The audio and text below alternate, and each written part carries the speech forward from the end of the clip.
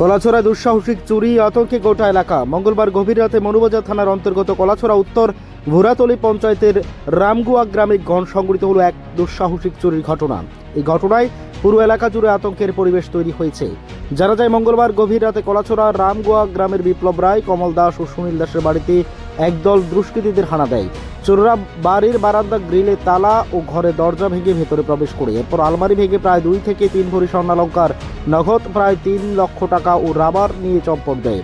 বাড়ির মালিকরা জানান, গত 2-3 দিন ধরে এলাকায় কলাছড়া কালাপানিয়া ন্যাচারাল পার্কে এই মেলা চলছিল। সেই সুবাদে পরিবারের সবাই মেলায় গিয়েছিল। রাত প্রায় 1টা নাগাদ বাড়িতে ফিরে এসে দেখতে পান বারান্দার গ্রিল ও ঘরের দরজা খোলা অবস্থায় রয়েছে। ঘরে ঢুকে দেখেন আলমারি ভাঙা এবং স্বর্ণালংকার ও নগদ টাকা উধাও।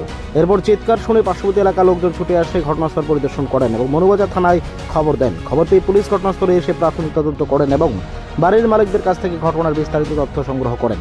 বাড়ির মালিকদের দাবি, বহু কষ্ট করে তেল করে জমানো টাকা এবং গয়নায় চোররা নিয়ে গেছে। এলাকার বাসিন্দাদের ধারণা, পরিবারের সবাই মেলায় চলে যাওয়ার সুযোগ নিয়ে এই বাড়ির চুরি হয়েছে। এছাড়া নেশাগ্রস্ত কিছু যুবক এই ঘটনার সঙ্গে জড়িত থাকতে পারে বলেও সন্দেহ করছেন স্থানীয়রা। Bureau report, Tripura TV. কত টাকা চুরি হয়েছে? 1,60,000 আছিল। আর কি কি নিয়ে গেছে চোরে? হার আছিল, আর কিছু আছিল না, সব তালা সব ভাঙিয়ে লাইছে। নাম কি আপনার? তিনবেলা রায়, এই জায়গাটার নাম কি? রামগুয়া।